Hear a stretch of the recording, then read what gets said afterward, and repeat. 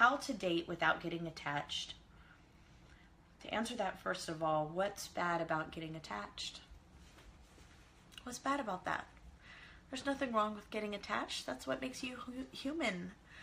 We need healthy attachments. We crave and desire healthy attachments. And getting attached to someone is a wonderful thing, that you're capable of doing that. People who can't do that really struggle in life. And so, first of all, I want to say that having a healthy and creating a healthy attachment and caring about another person deeply and intimately is a wonderful thing. The first thing is just giving yourself permission to accept that part of yourself that loves deeply, and that there's that piece that's not a problem when it comes to connecting with people. And then we're going to talk about the codependent part that does become a problem really quickly, and what that looks like. And I did a picture for you guys. Okay, so essentially attachment sets itself up in different ways. We've got low avoidance in a relationship and high avoidance. So low avoidance means that we feel secure and comfortable around humans in general. We're just comfortable with humans. So low avoidance is high sense of self. And so when you're with people or when you're not with people, you still feel pretty much the same. High avoidance means you need lots of space from people, and you're avoidant of stressful situations, conflicts, and in some ways attachment. If that makes sense. You really struggle with being connected in an intimate way. So essentially you avoid intimacy and connectedness. Then there's low anxiety and high anxiety. So a secure attachment is someone who's over here with low anxiety and low avoidance. So they feel a strong sense of self and they're comfortable in their skin, and they don't have a whole lot of anxiety. So these are people in a relationship who are able to be warm and loving. They accept their partners, like minor shortcomings, and they can accept their partners for who they are. When they're upset, they speak openly and assertively about their feelings and calmly. When they're given critical feedback from a partner, they feel like they can problem solve, and they can be together with their partner but also feel independent. And so you like to be together, you make plans to be together, you enjoy being together, but when you're apart, you don't have any stress about being apart. And you may miss the person here and there, but for the most part, you also feel equally happy actually apart from that person. Then there are these three different types of codependency, and that's where we start to feel anxious in our attachments.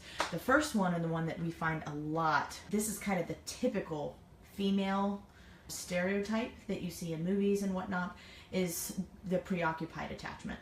Essentially, this is a person who is incredibly anxious when they are apart from their partner, when they are away from this person. And so these are the people who, as soon as they start dating, they feel like they need to be calling each other every day and spending every minute together. And anytime they're not, the other person might be seeing someone else or talking to someone else, and there's a lot of anxiety pent up around this relationship. And then anytime the partner needs or requests alone time, it feels like there's some kind of threat to the relationship.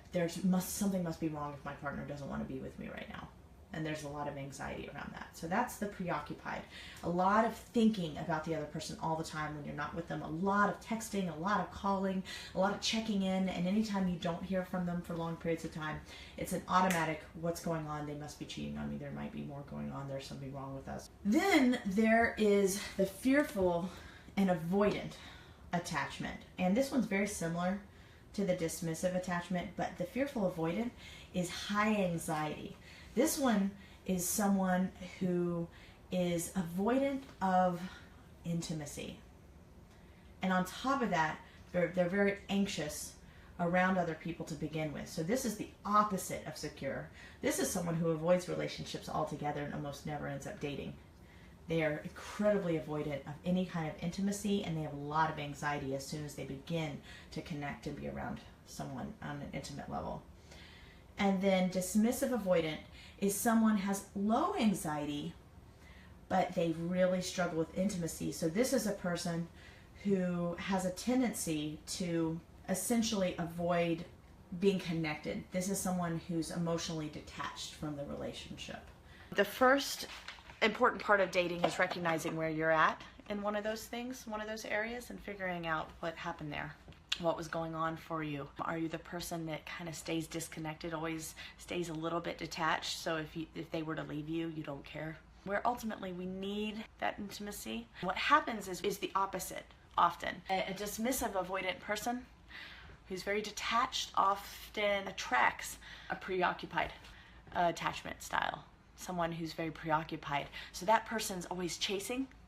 Like, are you going to call me back? What are you doing tonight? Blah, blah, blah, blah, blah, blah. While the other person's like, yeah, whatever. I'm just very emotionally detached. You attract one another. And so what happens is whatever we are, we often force the opposite in another person.